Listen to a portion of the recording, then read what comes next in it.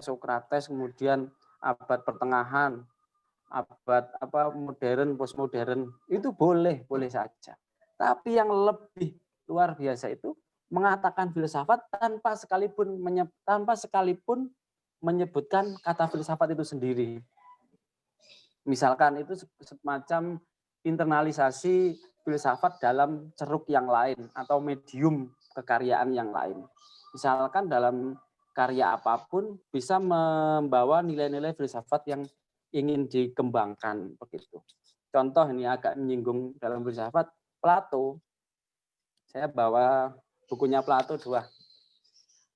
Paideia tentang pendidikan politik dan tentang mendidik negarawan. Benar ini sama, cuman ditulis dua orang yang berbeda. Yang satu menilik tentang pendidikan politik, yang satu kenegarawanan. Nah, Plato ini adalah salah satu muridnya Sokrates yang luar biasa. Tanpa disadari, karya-karyanya Plato itu sebenarnya mengarah kepada sastra, dialog-dialog, cerita-cerita yang penokohannya itu selalu memunculkan nama Sokrates. Jadi sebenarnya Plato itu sedikit banyak ngomong filsafat dalam bentuk karya sastra. Beda lagi dengan Aristoteles. Aristoteles itu lebih kepada pembuktian. Kalau Plato kan ngomong di dunia ide biasanya kan. Kalau Aristoteles itu lebih kepada pembuktian. Maka nanti sepertinya sudah disampaikan juga oleh Pak Ori. Maka nanti Islam bangkit itu dari mana itu kan? Islam bangkit itu ketika Ibnu Rus itu, sebenarnya sebelum Ibnu Rus sudah ada Ar-Razi, Al-Farabi, Ibnu Sina itu sudah ada. Ada dua pemikiran besar, Neoplatonis sama Aristotelian. Aristotelianisme itu termasuk si Ibnu Rus itu, karena Ibnu Rus nanti kan gelarnya dia kan sang komentator.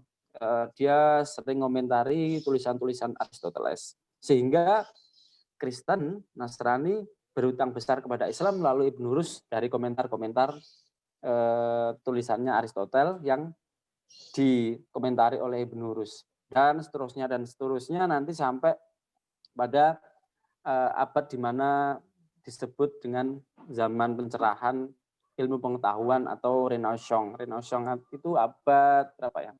14-15. Nah, uniknya di filsafat itu kan kalau merujuk abad misalkan zaman Yunani itu kan terkenal dalam deskripsinya kan kosmologi, membicarakan tentang alam, penciptaan, macam-macam itu.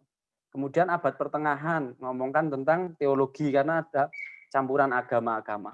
Tapi kalau menilik tahunnya itu kita kesulitan. Tahun berapa sih? Yang ada adalah kira-kira abad sekian sampai sekian.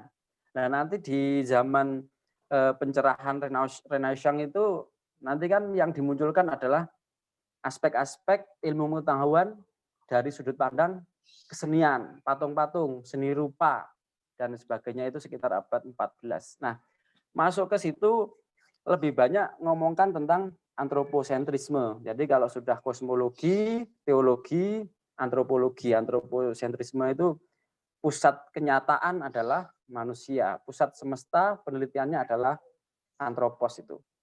Kemudian yang menarik setelah itu sebenarnya, setelah modern itu ada namanya ini, geliat postmodern ini. Banyak orang mengatakan postmodern itu kan pasca modernisme, tapi sebenarnya sesungguh-sungguhnya itu pos yang dimaksud itu bukan pasca atau bukan setelah, tapi sebenarnya melampaui modernisme. Kalau modernisme itu ngomongkan tentang manusia sebagai pusat pusat penelitian atau pusat cakupan yang dikembangkan adalah tentang manusia, tapi kalau postmodern mempertanyakan ulang apakah benar ketika manusia menjadi sesuatu yang diteliti terus, sesuatu yang diunggulkan. Sebenarnya postmodern itu diawali oleh kegalauannya Nietzsche. Nietzsche itu sebagai filsuf penutup modern dan pembuka postmodern. Dilihat dari mana? Dilihat dari karya-karyanya Nietzsche. Nietzsche itu ketika Hidup dia tidak begitu berpengaruh, tapi pasca kematiannya itu orang sampai sekarang pun orang masih meneliti tentang Nietzsche. Nietzsche kan gaya tulisannya itu tidak modern sekali. Kalau modern itu kan terstruktur, bab, subbab, ada tematiknya, ada pembagiannya. Tapi kalau Nietzsche itu mereka atau beliau si Nietzsche itu memakai sastra. Tulisan-tulisannya Nietzsche itu kan aforisma. Jadi kalimat-kalimat pendek, bersajak, kadang puitis, kadang prosais begitu. Campur aduk. Makanya orang mengatakan Nietzsche itu gila. Nah, arahnya dan emannya atau kasihannya itu mahasiswa baru itu biasanya paling suka tentang Nietzsche karena beliau sebagai salah satu martir pembunuh Tuhan gitu kan. Matinya Tuhan di tangan Nietzsche katanya kan begitu.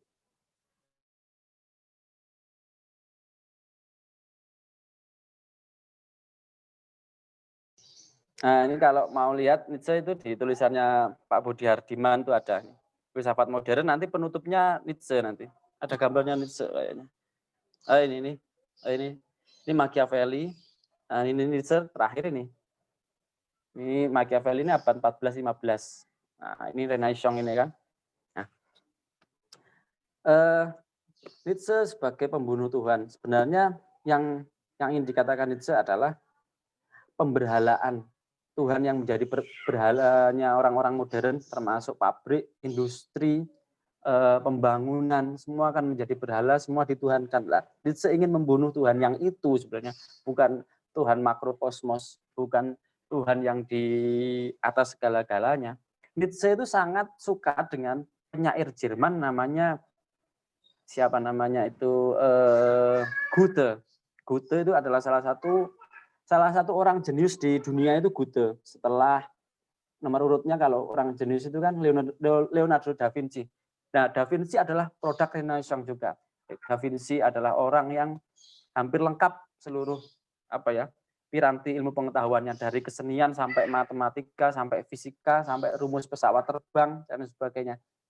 Nah, orang jenius yang dikagumi Nietzsche adalah si Goethe. Nah, Goethe sendiri adalah penyair Jerman yang paling besar pengaruhnya, dan sekarang kalau kita mau ke Jerman gitu, kita pasti akan masuk ke Institut Goethe namanya. Kalau mau ke Jerman, kalau kuliah ke Jerman biasanya penampungannya di Goethe, Institut Goethe. Nah, Goethe ini sangat suka dengan penyair Islam. Saya lupa nama penyairnya, kalau nggak salah Sa'di atau siapa. Nah, yang jadi intinya adalah Goethe sangat timur, sangat suka Islam.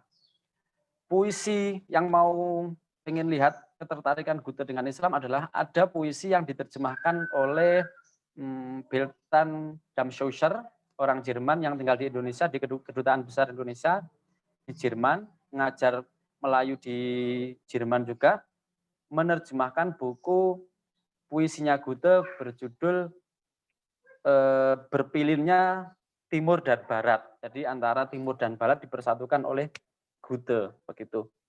Kemudian setelah gelombang modern, postmodern diawali oleh Nietzsche itu, kemudian yang menarik adalah postmodern ini mengkritik pola modern. Modern yang dituju adalah manusia. Yang menjadi pusat perhatian adalah antropos, manusia. Tetapi kenapa ketika manusia dijadikan tujuan, dijadikan pusat perhatian, tetapi malah menghancurkan alam? Nah, disitulah muncul gerakan-gerakan postmodern. Nah, gerakan-gerakan postmodern ini yang dilaporkan atau ditulis pertama kali istilah postmodern ini kalau nggak salah 1960-an. Itu yang nulis Francois Lyotard, itu laporan postmodern. Tapi jejak-jejak postmodern itu sudah muncul sejak zamannya Nietzsche itu, untuk menghancurkan kemapanan sistem berpikir modernisme. Nah, kemudian ketika sudah selesai modern ngomongkan namanya pusat perhatiannya adalah manusia, setelah postmodern sebenarnya yang menjadi perhatian itu adalah bahasa. Nah, bahasa kalau kalau yang paling terkenal bahasa itu adalah metodologi namanya hermeneutika. Hermeneutika itu yang paling terkenal adalah hermeneutikanya Hans Gadamer. Nah, Gadamer itu filosof yang hidup 1 abad full. Selama 1 abad dia hidup. Dia lahir 1901 atau 1900, dia meninggal tahun 2002. Nah, si Gadamer ini adalah murid langsung dari yang namanya tokoh Jerman itu siapa saya lupa, kok tiba-tiba lupa. Ya pokoknya muridnya seorang Jerman itu. Nah, ini saya barusan menulis buku. Oke, saya baru ingat ya. Gadamer itu muridnya Heidegger. Heidegger itu filosof paling berpengaruh di abad-abad kontemporer ya, sebelum Gadamer. Nah, ini adalah buku saya tentang kajian, ini sebenarnya tesis saya bukukan. Tesis saya ini membahas fenomena kesenian yang ada di Arab pra-Islam, yaitu puisi-puisi yang digantung di Ka'bah. Tapi saya pakai tinjuannya Gadamer. Nah, ngomongkan bahasa sebagai pusat persoalan. Kalau kata Gadamer itu nothing except but true language. Semua itu enggak ada. Semua yang hadir itu enggak ada kecuali bahasa. Maksudnya adalah tanpa ada bahasa kita enggak bisa mengatakan ini itu. Tanpa ada bahasa kita tidak bisa mengetahui segala sesuatu. Makanya kalau di zaman pasca modern itu masuk ke postmodern, yang dikaji sebenarnya produk-produk selain manusia, misalkan bahasa, teks. Nah, apakah penting kiranya kita menyatakan bahwa filsafat ini tumbuh dan berkembang karena manusia? Iya bisa saja, tapi kalau zaman sekarang bukan manusia saja. Yang terbaru sekarang malah filsafat tentang ekologi yang menjadi bahasan ya, karena ternyata manusia itu kalau dijadikan pusat perhatian malah terlalu GR dan semuanya dihabis-habiskan untuk manusia. Kemudian yang dikaji tentang kebudayaan, bahasa, kesenian. Kemudian sekarang yang dikaji tentang alam. Kalau menurut gurunya si Gadamer itu, siapa tadi? Kok lupa lagi saya. Si Heidegger. Nah, menurut Heidegger itu kan dia mengatakan kredonya yang paling besar itu kan tentang being. Being itu being in the world. Being itu manusia menjadi. Jadi manusia itu ada di sana. Being in the world, ada di dunia. Dia muncul melalui kata si Heidegger adalah dari faktisitas, ketiadaan dan tiba-tiba. Ketiba-tibaan itu adalah faktisitas. Kita tidak pernah tahu kapan kita muncul dan apa alasan kita hidup. Nah, makanya manusia menjadi pertanyaan besar ketika ada di sana. Itu yang disampaikan oleh Heidegger selaku gurunya Gadamer. Nah, kalau melihat dari perkembangan itu, dari Yunani, kemudian di abad pertengahan, dari kosmologi, teologi, kosmosentris, teosentris, antroposentris, kemudian hari ini kita hidup di zaman yang kalau menurut saya hari ini itu zaman yang bukan-bukan gitu loh. Yang bukan-bukan itu ya bukan modern, ya bukan tradisional, ya postmodern tapi acak-acakan gitu kan. Jadi hari ini kita hidup itu di ambang batas apa ya? Kalau bahasanya ada yang nulis itu kan matinya kepakaran hari ini. Yang pakar-pakar itu kan sekarang mati. Misalkan contoh sederhana aja. Teman-teman ngundang saya kan bukan pakar filsafat.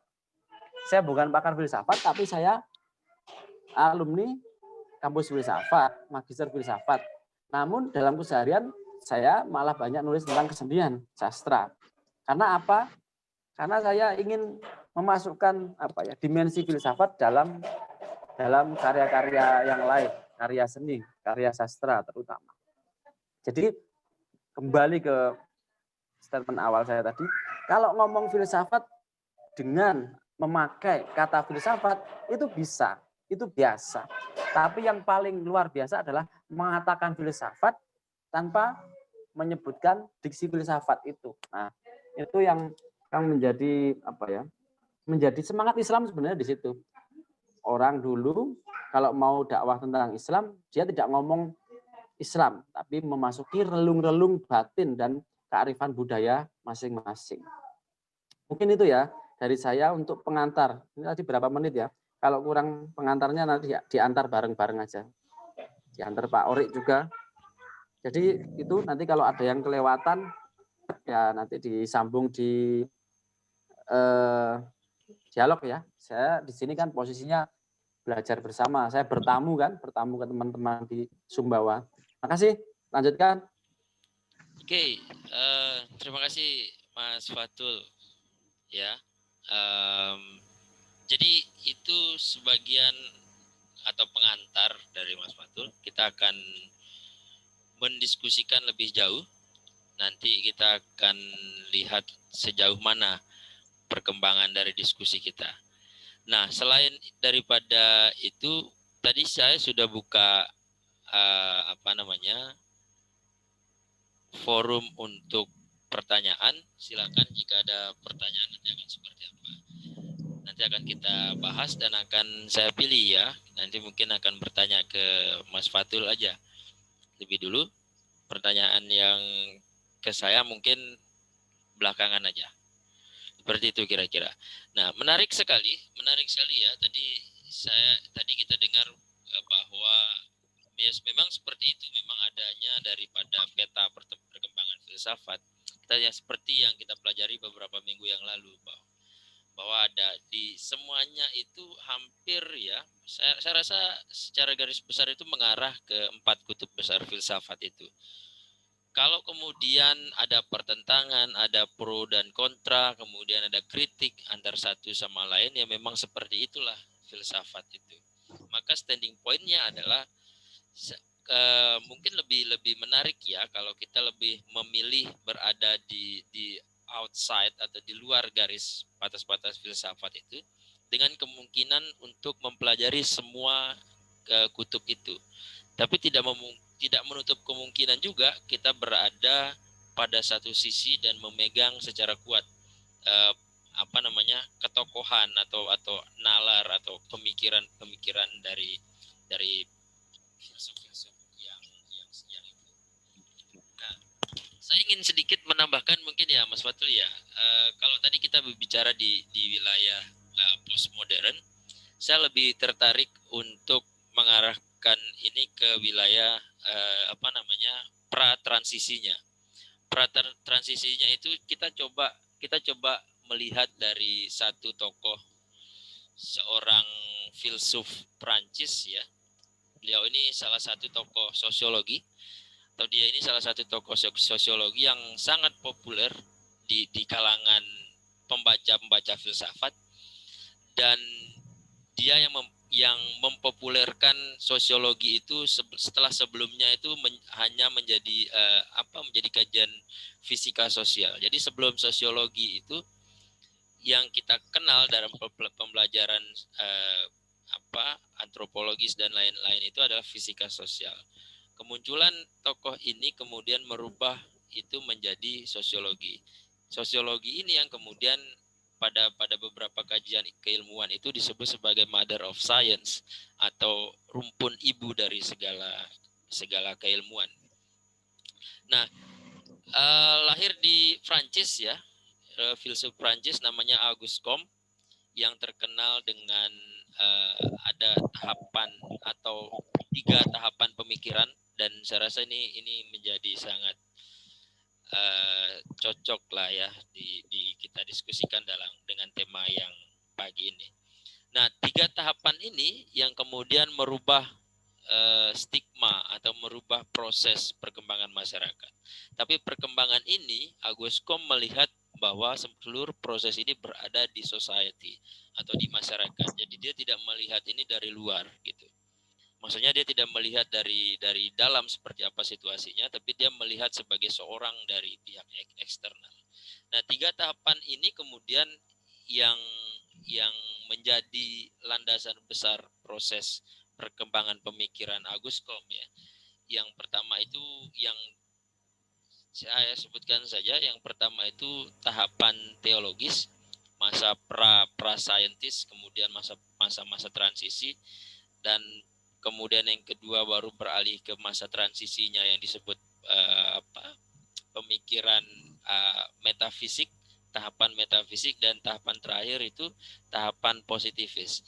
Kalau kita mengulas dari yang pertama, misalkan dari tahap teologis tadi, di tahap-tahap awal itu masyarakat itu kan cenderung mencari penjelasan itu dari hal-hal yang apa yang terjadi sehari-hari itu dari hal-hal yang bersifat supranatural. Misalkan kalau kita ngambil contoh satu hal kejadian alam, misalkan tsunami, kemudian banjir bandang, itu masyarakat yang menganut atau yang dengan sistem tahapan pemikiran ini adalah masyarakat-masyarakat yang percaya bahwa ada kekuatan besar yang mendorong itu semua gitu. Ini yang menjadi kekuatan yang menjadi alasan utama masyarakat pada era teologis. Namun di era teologis ini juga dia membagi menjadi beberapa era ya, atau membagi beberapa tahapan pemikiran. Ada yang fetisisme, kemudian ada yang politeisme, hingga kemudian manusia mulai mengenal yang namanya monoteisme. Bahwa arah perkembangan pemikiran manusia sebelum monoteisme itu adalah jauh sekali ke belakang gitu. Kalau misalkan kita membuat contoh fetisisme itu, bahkan sampai sekarang kita masih temui ya, yaitu proses atau cara berpikir yang dominan. Ini dominasi pola berpikir itu yang berada atau yang dipercaya berada pada benda-benda tertentu. Misalkan misalkan pada kuburan, kemudian misalkan pada pohon-pohon besar, pohon-pohon keramat. Nah, proses itu dinilai bersifat absolut atau final, sehingga tertutuplah ruang-ruang pemikiran yang lain. Nah, pada masa itu juga, pada masa teologis itu juga, nanti Mas Fatul bisa koreksi ya kalau misalkan ini. Nah, pada masa itu juga masuk kepada era politeisme dan monoteisme, yang mana manusia sudah mulai berpikir bahwa hanya ada satu Tuhan gitu. Nah, satu Tuhan ini atau proses terjadinya era ini bisa kita lihat pada religiositas, pada agama-agama samawi atau agama-agama yang hari ini kita lihat gitu. Misalkan Islam, kemudian Yahudi, kemudian Kristen gitu ya, walaupun ada yang trilogi juga gitu. Nah, sebelum monoteisme, kalau kita melihat di era pemikiran politeisme juga, yang percaya akan adanya banyak kekuatan-kekuatan benda. Kekuatan benda itu kita bisa lihat di sampai sekarang ya, itu ada di wilayah India misalkan. Di India itu kan mereka masih percaya dengan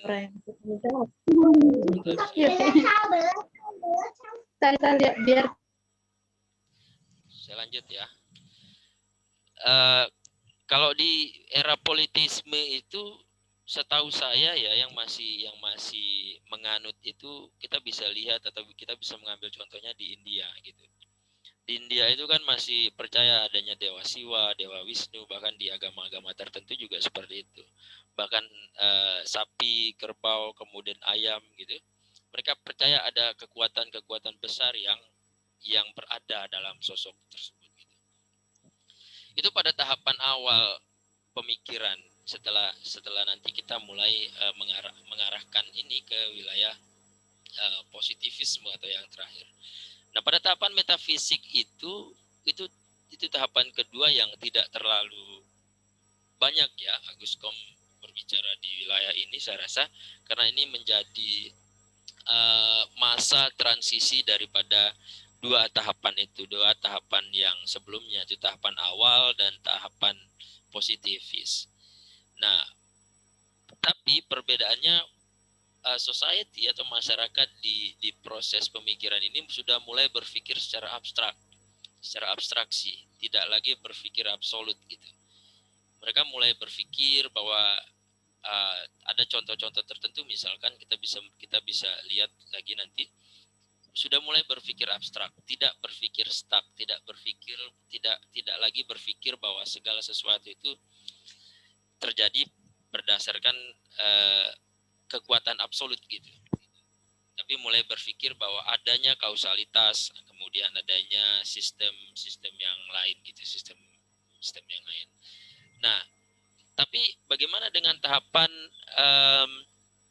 positivis, perkembangan pemikiran positivis yang terakhir? Kalau Agus Kom itu 3 tahapan inilah yang menjadikan dia sebagai seorang atau salah satu ya teori yang memperkuat keberadaan pemikiran manusia menurut Comte. Gitu. Nah, di era positivis itu adalah bisa dikatakan sebagai puncak perkembangan pemikiran manusia gitu. Jadi manusia sudah mulai berpikir kritis, sudah mulai berpikir secara empiris gitu ya. Orang-orang itu sudah tidak lagi mencari penjelasan secara supranatural atau secara spiritual gitu, atau abstrak tadi yang berada di wilayah metafisik itu untuk memahami kehidupannya sehari-hari. Jadi dia sudah mulai mencari segala sesuatu yang logik gitu atau yang rasional gitu. Tapi mulai juga beralih pada penjelasan yang didapatkan dari data-data yang empiris misalkan, seperti itu. Kalau saya misalkan ingin bisnis, ingin memulai satu usaha gitu, maka saya akan belajar dari buku-buku yang berhubungan dengan marketing gitu, dengan bisnis gitu.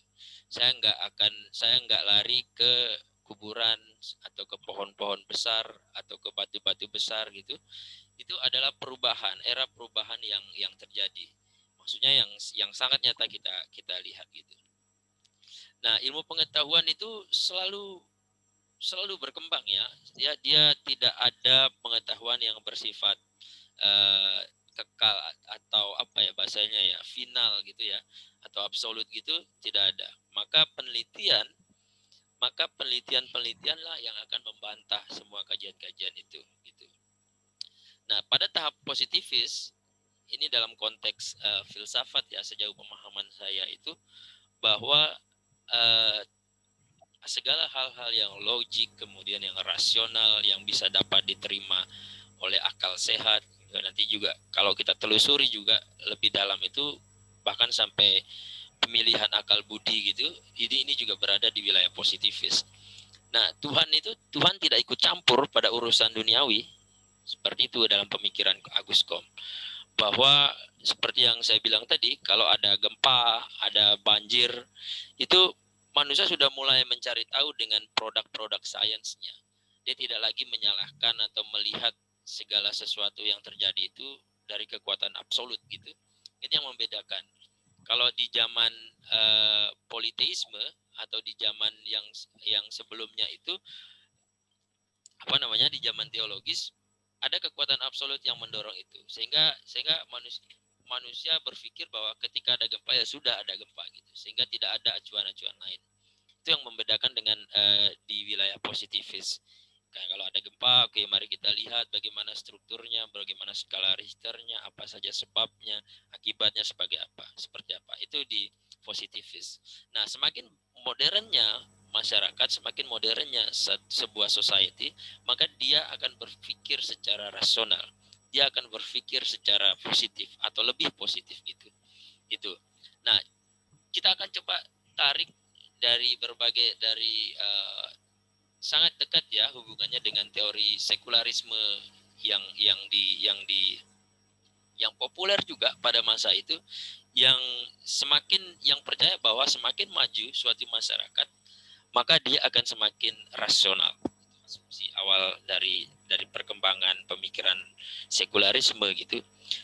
Tapi masyarakat pada saat itu juga dihadapkan pada dua pilihan gitu. Dia mau menjadi rasional atau mau menjadi religius. Kalau kita tarik lagi pada contoh sebelumnya, karena masyarakat atau society pada era ini itu dia sebagai apa ya, teori ini juga dia menjelaskan bahwa pada masyarakat paling modern sekalipun itu masih ada ternyata kita mendapati hal-hal yang berhubungan dengan teologis. Ini yang kemudian kenapa teori-teori sekularisme itu dianggap sebagai teori yang tidak dapat digunakan lagi, karena atau dianggap dengan kata lain dianggap gagal gitu, karena dia tidak mampu menjawab fenomena yang terjadi pada wilayah pemikiran-pemikiran modern. Nah, seperti yang saya sampaikan tadi bahwa pada masyarakat yang sangat atau yang paling modern sekalipun kita masih bisa melihat ada masyarakat-masyarakat yang berpikir secara teologis gitu, yang masih menggunakan sesajen gitu, yang masih percaya dengan pohon-pohon besar gitu ada. Nah, tapi kenapa begitu? Karena mungkin karena teori sekularisme ini juga menganut pemikiran yang khas Barat. Berbeda dengan Indonesia yang pola pemikirannya itu cenderung ke timur-timuran, bahwa secara kebudayaan juga kita banyak menganut pola-pola timur gitu, atau timurisasi gitu, sehingga kita cenderung menolak pemikiran-pemikiran yang ke barat-baratan itu. Nah, pada pemikiran ini juga dia yang menjadikan ini juga sebagai pemikiran dengan sifat oposisi biner ya. Kalau ada yang tahu oposisi biner itu, dia yang masyarakat atau yang mengasumsikan bahwa kayak gini, ada dua hal misalkan yang berbeda yang tidak dapat atau tidak boleh bahkan berada dalam satu tempat pada waktu yang sama.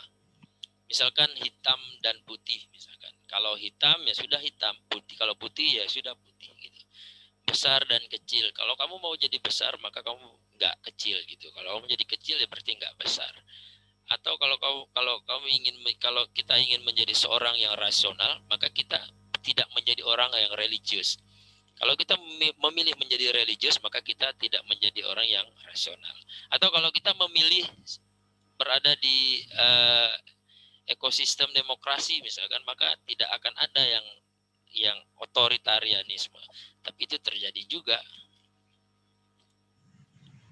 Nggak tahu di negara mana. Iya, itu yang terjadi ya, maksudnya secara perkembangan pemikiran mulai dari tahapan-tahapan yang diberikan atau yang dipopulerkan oleh Auguste Comte, seorang filsuf Prancis. Tapi orang juga bisa menjadi rasional dan menjadi religius di waktu yang bisa. Pak, kecil suaranya, Pak. Suaranya nggak kedengaran.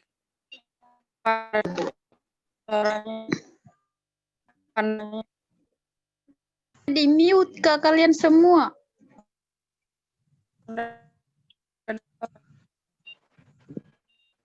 Nggak ada suara apa? Emang saya nggak ngomong. Nanti kalau saya ngomong baru ada suaranya. Oke, kira-kira begitu ya. Mas Fadul masih sama kita? Ya, saya masih on. Oke, mungkin ada yang Pak Ori suaranya kecil sekali ya. Oke, sudah saya perbaiki. Oke, Mas Itu Fadul. mungkin volume. Oh ya. Sudah mulai ini ya suaranya ya. Oke, kalau Kurang kencang volumenya Pak Ori. coba saya perbaiki.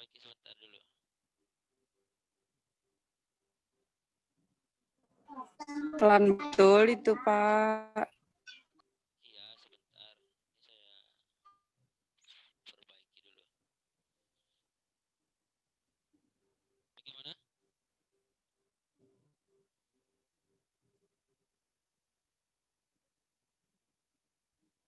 Sudah agak lumayan besar. Ya, ya, dengaran. Oke, Oke. gimana? Oke, gimana Mas Fatul terkait Aguskom ini atau apa gitu? Oh di ya, ini? oke. Aguskom itu kan terkenal dengan bapak positivisme. Aguskom itu termasuk filsuf modern. Beliau itu lahirnya abad 18, tepatnya 1780-an, 1780-an. Jadi beliau masuk di abad 18.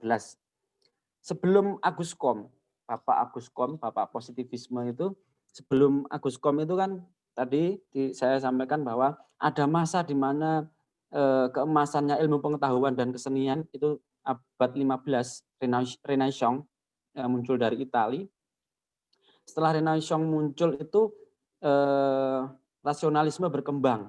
Yang mengembangkan itu di abad 16 adalah yang kita sering kutip di media sosial, di meme-meme, cogito ergo sum, itu kan, cogito ergo sum itu. Cogito ergo sum adalah kredo filsafat modern dari seorang yang namanya René Descartes, René Descartes itu kan. Makanya para penganut atau pengikut alirannya René Descartes disebut Cartesian, itu abad 16.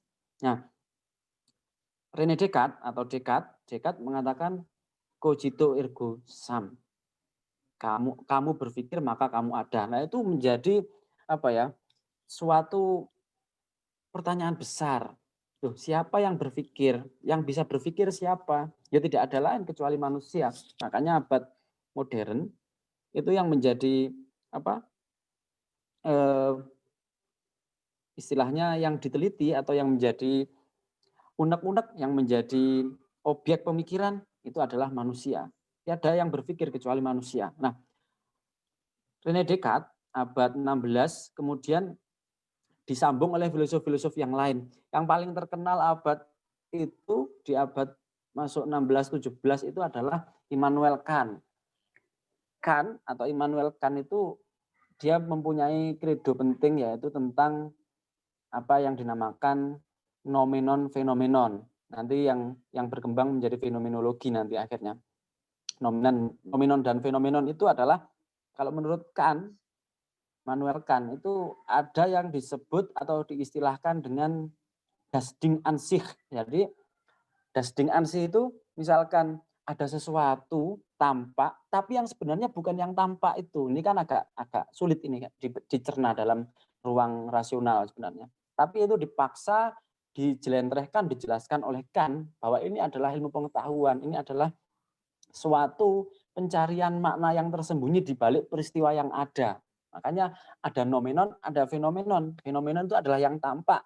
Nomenon itu adalah di balik yang tampak. Misalkan Presiden Jokowi, fenomenanya adalah beliau berpidato di muka umum tentang silakan aku kritik, silakan aku dikritik, silakan aku didemo. Tapi nomenonnya yang tidak tampak di belakang layar itu yang sebenarnya adalah yang paling penting untuk dicari. Nah, Immanuel kan membawa gagasan besar itu tentang das Ding an sich atau dalam bahasa filsafatnya mengatakan kritik rasio murni. Jadi rasio yang dikembangkan oleh René Descartes tadi itu, aku berpikir maka aku ada dan ada bagian-bagiannya, banyak rasio yang dibawa oleh René Descartes, kemudian dikritik oleh Immanuel Kant. Makanya dia membawa kritik rasio murni. Rasio murni itu seperti apa gitu kan? Yang murni itu apa? Ya, yang diinginkan Kant adalah ada sesuatu yang tampak di balik yang tampak itu loh. Jadi ini bukan kawasannya agama, ini bukan kawasannya Prophet sang nabi, bukan. Ini adalah kawasan kemanusiaan. Ada di balik yang tampak itu. Ada produk infrastruktur atau manufacturing, tapi ada di baliknya pesan-pesan tersembunyi di baliknya itu. Nah, setelah Immanuel Kant, itu kan orang Jerman ya, Kant. Di abad yang itu juga, di abad 17 itu, 17-an akhir muncul lagi apa yang disebut tentang dialektika roh. Dialektika roh itu yang bawa bentar anak saya, ada anak saya. Sana dulu. Iya. Ya udah sini. Yang bawa itu ya sudah nggak boleh nangis ya. Anak saya. Oke, itu. Dialektika roh itu adalah kritik pasca Immanuel Kant. Nah, itu yang bawa adalah Hegel. Bentar. Di sini, kakak di sini. Oh ya sudah, nggak boleh nangis ya di sini. Lihat itu, lihat Om. Ada Om itu. Nah itu. Nah sudah nggak boleh nangis. Ini. Nah, dialektika roh itu yang bawa adalah Hegel. Makanya sering disebut ada dialektika Hegel. Oh ini dialektis. Ini ada dialektika itu sebenarnya yang bawa istilah itu yang bawa muncul itu adalah Hegel. Kalau yang ngomong nominon fenomenon itu adalah Kant tadi. Nah, pasca kebesaran orang-orang tadi itu, René Descartes dengan beberapa filsuf kritikus setelahnya, kemudian Immanuel Kant dengan kritikus setelahnya, kemudian Hegel dengan para kritikus setelahnya, muncullah tadi yang disebut Auguste Comte, itu abad 18, 1780-an lah, 89 sampai berapa.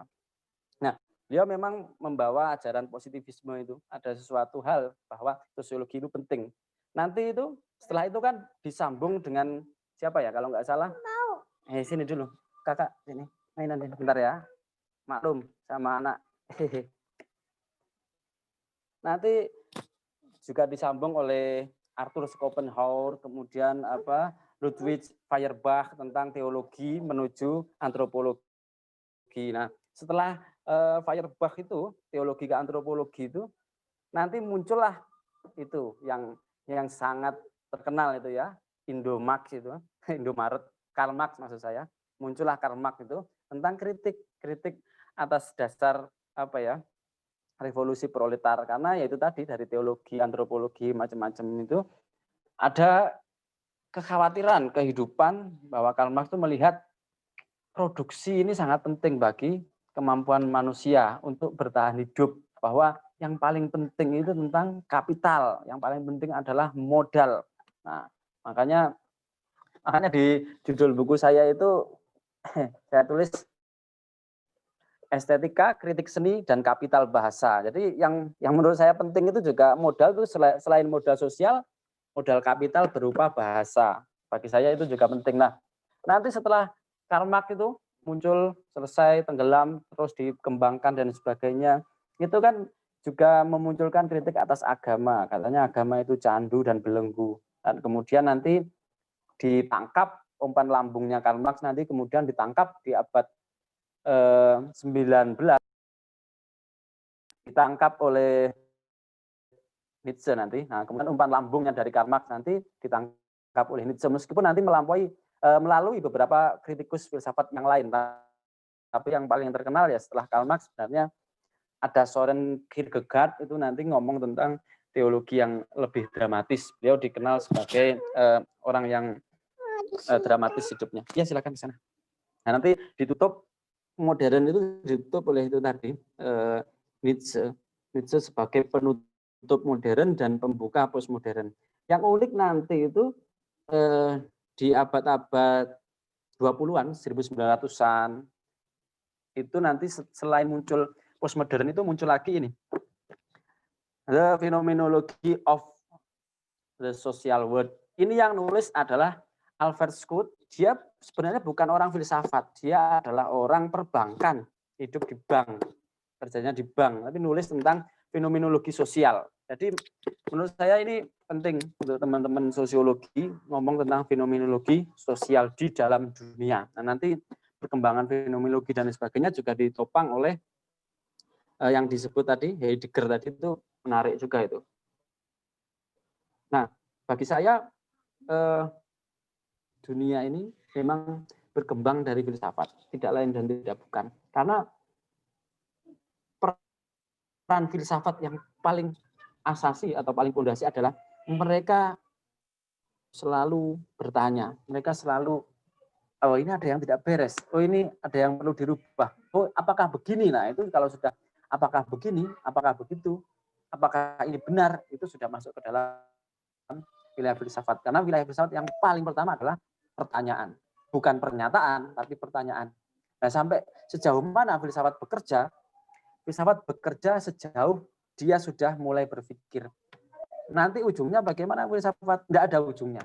Karena nanti filsafat akan dikembangkan oleh disiplin ilmu-ilmu lain. Makanya kalau orang masuk dalam dunia filsafat, ya kalau nggak pusing dia belum bisa masuk. Kalau sudah mulai pusing, kok ternyata kok begini jawabannya, apakah ini, apakah itu, apa itu, kita nggak ngurus jawaban. Filsafat itu mencoba mencari pertanyaan, kemudian pertanyaan dilempar bersama-sama, silakan dijawab bareng-bareng. Banyak filsuf yang ingin menyelesaikan problem filsafat. Problem filsafat yang paling mendasar itu sebenarnya adalah ada.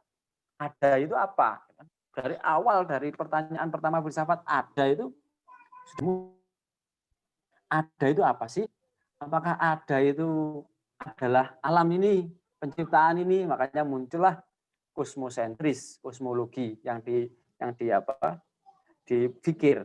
Ada itu apa sih? Oh, ada itu adalah agama itu tuh. Nah, makanya lah nanti di abad pertengahan ngomong teosentris. Ada itu apa? Ada itu manusia. Makanya nanti antroposentris di zaman abad modern. Nah, yang sekarang ada itu apa? Orang-orang kan ada bergeser ke kebudayaan, termasuk bahasa itu kan bagian kebudayaan, fenomenologi. Nah, di fenomenologi menariknya adalah semua telisik-telisik penafsiran-penafsiran filsafat yang berkembang di ruang kerja, meja belajar, dalam kelas dikritik habis. Enggak seperti itu. Yang benar itu kamu tanya langsung ke orangnya. Nanti dia akan mengetahui. Dan setiap orang jawabannya pasti beda-beda. Itulah nanti fenomenologi sosial ini bergerak. Jadi enggak ada rumusnya kehidupan di dunia, setiap orang berbeda-beda. Nah, hari ini digeser lagi juga ke masalah ekologi, ke alam. Ada itu apa sih? Ada itu alam ini loh. Kalau tanpa alam, kita nggak bisa berkembang. Adanya alam dan manusia lebih berbobot mana? Lebih berbobot alam. Karena tanpa alam manusia mati, tanpa manusia alam masih tetap berkembang. Nah, pertanyaan ada ini sejak 300 sebelum Masehi muncul sampai hari ini belum selesai. Karena setiap orang, setiap filsuf berharap dia menyelesaikan problem filsafat ada, tapi ternyata tidak selesai. Banyak sekali, termasuk Spinoza itu juga ingin menyelesaikan permasalahan filsafat sampai dia tidak mau dijadikan dosen, nggak mau dijadikan pengajar, nggak mau. Spinoza itu orang Yahudi, dia mengkritik banyak filsafat dan ingin mengakhiri problem filsafat. Dia sampai tidak mau bekerja dimanapun, dia bekerja wira swasta, pengasah lensa untuk menjaga akal sehatnya, kewarasan otaknya. Ada juga itu Bertrand Russell juga menginginkan problem filsafat yang paling mendasar kita selesaikan, tapi sampai sekarang tidak selesai. Problem filsafat yang paling utama dan mendasar adalah konsep being, konsep ada itu apa? Manusia, kalau bahasanya Heidegger kan Dasein, manusia ada di sana. Makanya dia menulis buku Being and Time, ada dan waktu. Ada dan waktu adalah peristiwa di dunia yang tidak mungkin kita bisa keluar dari peristiwa itu. Ada itu ya, setiap orang mencari itu, waktu itu adalah temporalitas. Bahwasanya manusia itu kadang tidak tahu atau seringkali malah buta ketika lahir. Dia tidak mengetahui saya itu siapa, mau kemana, mau apa. Itu kan kalau orang tidak punya agama itu kan begitu. Misalkan, wah saya kok tiba-tiba begini ya. Saya kok hadir dalam dunia ini. Saya lahir dari rahim ibu saya suruh ngapain gitu kan.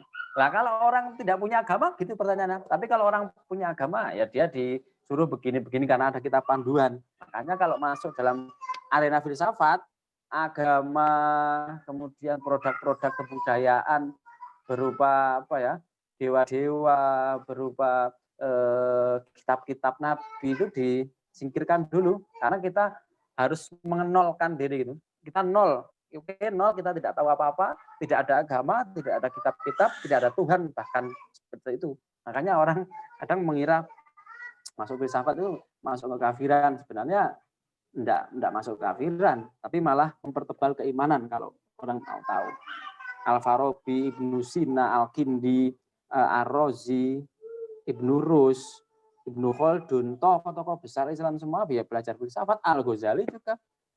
Meskipun nanti belakangan Al-Ghazali ngomong tasawuf karena dia sudah sudah menyelesaikan filsafatnya, kemudian beralih ke tasawuf dengan kritik-kritiknya.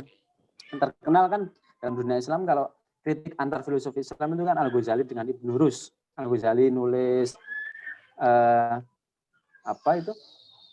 Maqasidul Falasifah, tujuan para filsuf berfilsafat, kemudian setelah itu kan termasuk pengantar filsafat, kemudian nulis tentang kritik dia atas filsafat, yaitu bukunya yang terkenal kan Tahafut al-Falasifah. Nah, nanti setelah itu Ibnu Rus selang berapa ratus tahun itu nulis kitab mengkritik pandangannya Al-Ghazali dalam kitabnya Tahafut at-Tahafut, kerancuan dalam kitab kerancuan. Kitabnya Al-Ghazali itu dikritik. Jadi kalau dulu orang mengkritik orang itu bukan personnya, bukan pribadinya, tapi karyanya, karena pandangannya.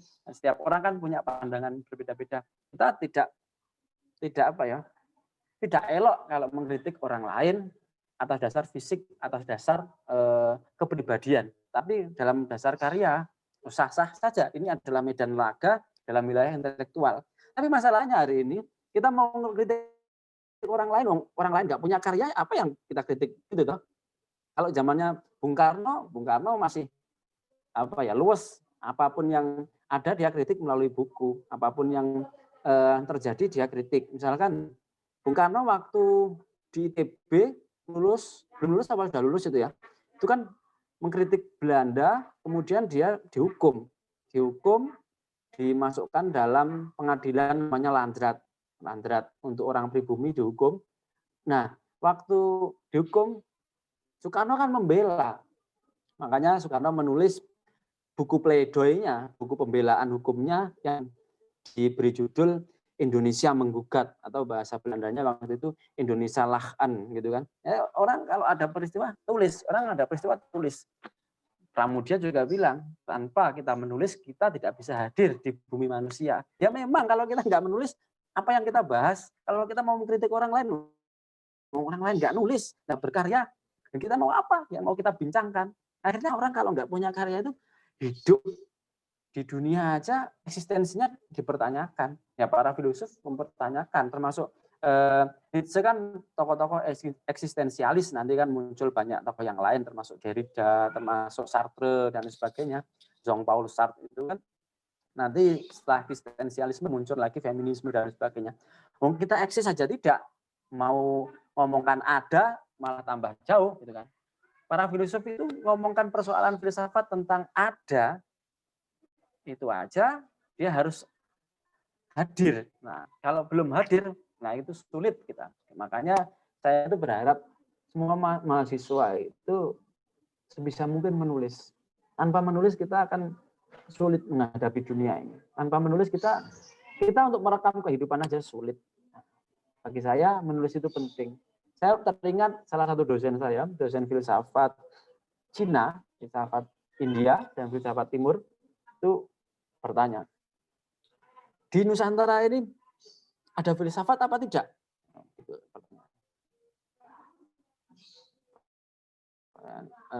Selain filsafat Cina, India, di Nusantara ada filsafat tidak? Diam semua. Nah, Jawa itu ada filsafatnya apa tidak? Ada filsafat Jawa. Kenapa di Jawa itu ada filsafat, sedangkan di Sunda, di Sumatera, di Sumbawa nggak ada filsafat? Kenapa? Ya, karena jawabannya yang paling sederhana adalah filosofi Jawa itu ditulis. Orang bisa membaca, orang bisa mendalami, orang bisa mempelajari. Ya, kalau nggak ditulis, Jawa itu nggak punya kearifan lokal, nggak punya filsafat yang bisa dikembangkan. Makanya disebut filsafat Jawa yang paling sederhana karena ada tulisan manuskrip tentang filosofi keagungan, kearifan, kebudayaan Jawa. Makanya tanpa menulis, sulit rasanya kita memperbincangkan dunia dan semestanya. Menurut saya. Tapi ya para filosof ini semuanya nulis semua ini, nggak ada yang nggak nulis ini. Ini saya baca itu sampai rusak-rusak ini kan, bukunya sampai protol-protol ini kan. Jadi menurut saya begitu. Makasih Pak Ori, lanjutkan.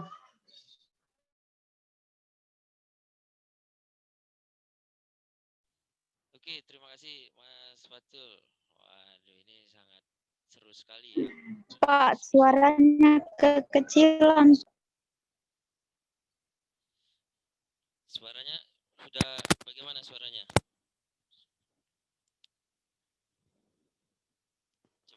Coba dulu. Suaranya sudah, kenapa suara saya ya? Kekecilan Pak suaranya. Ya, saya juga nggak tahu ini. Kenapa tadi bisa ini sekarang nggak bisa lagi. Oke, sudah lumayan ya suaranya ya. Lumayan lah. Udah Pak. Oke. Seru sekali ya Mas Batu, terima kasih banyak, terima kasih sekali. Cuman saya kok tertarik dengan buku barunya itu yang terakhir itu, Al-Mukallaqat itu. Bolehlah nanti kita diskusikan lebih lanjut. Bisa minta dikirim dulu itu satu dulu. Seru. Ya, ada beberapa pertanyaan dari teman-teman peserta kita, diskusi kita, tapi saya lihat ini kok sudah rata-rata sudah terjawab ya. Kayak misalkan dari pertanyaannya dari Mangam, kemudian Mei, Sahrul juga tadi sudah dijawab secara nggak langsung tadi ya. Kemudian iya sudah dijawab. Ada pertanyaan yang lain nggak? Mungkin kita beberapa menit lagi.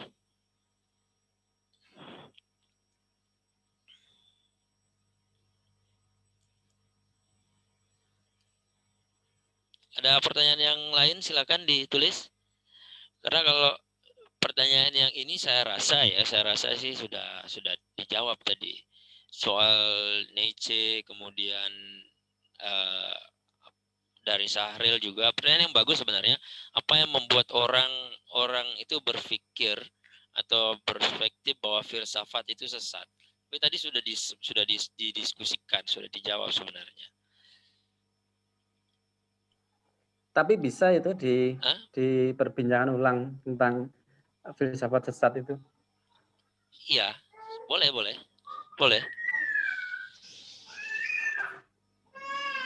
Ini kan hanya ini saya juga berpikir hal yang sama sebenarnya. Mungkin saya juga nggak tahu ya. Saya dapat pertama kali dengar ini itu ya ketika kuliah dulu gitu. Kenapa kalau kita sudah mulai mau menyelami dunia filsafat itu kekhawatiran yang terjadi itu malah kesesatan begitu. Filsafat itu sesat dan lain-lain sebagainya. Saya juga nggak paham siapa yang mempopulerkan itu gitu. Karena kalau kita coba menyelam sedikit saja itu ya kalau katanya Mas Fatul malah mempertebal keimanan gitu. Malah ingin mempertanyakan hal-hal yang lain lebih kritis lagi seperti itu. Seperti itu sih kalau menurut saya ya.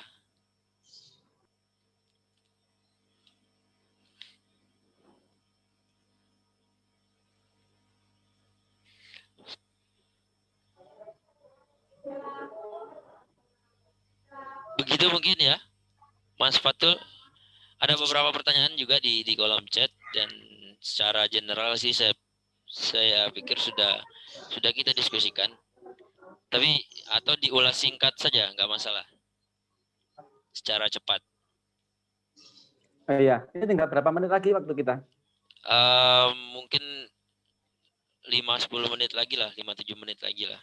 Oh iya, anu aja ya. Secara umum aja ya, secara umum, secara cepat aja.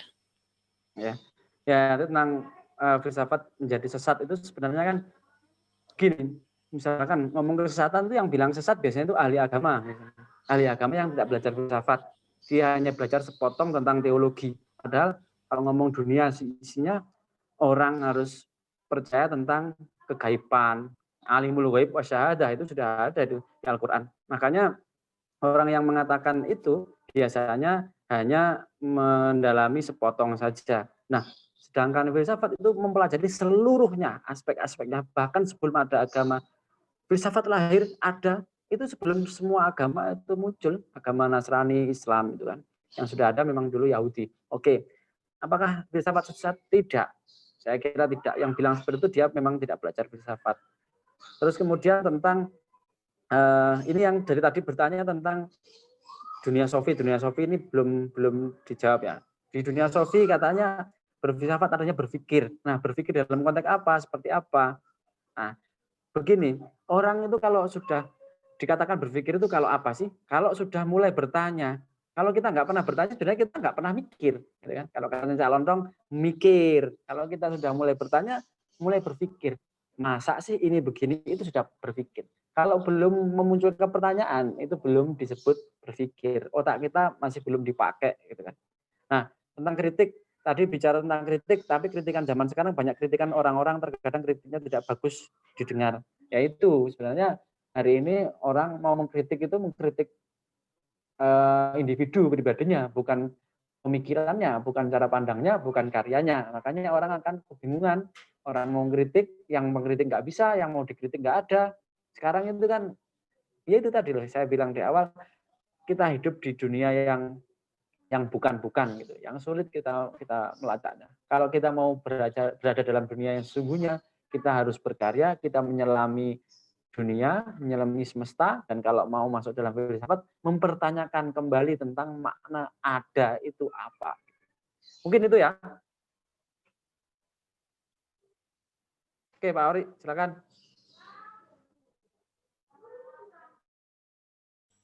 Oke, terima kasih banyak Mas Fatul. Saya rasa kita sudah berada di ujung diskusi dan kita sudah mengulas segala sesuatunya ya. Kalau bahasa anak-anak aktivis itu mengulas itu menjadi menelanjangi biasanya. Biasanya seperti itu. Menelanjangi pemikiran si ini, si itu dan lain sebagainya. Oke, terima kasih banyak Mas Fatul. Ini saya tadi lupa izin kalau perbincangan kita ini saya rekam dan mungkin nanti akan saya upload menjadi referensi kita, jejak pemikiran kita gitu, agar kedepannya kita bisa melihat throwback lagi untuk agar tidak hilang gitu. Maka menulislah maka kamu ada gitu.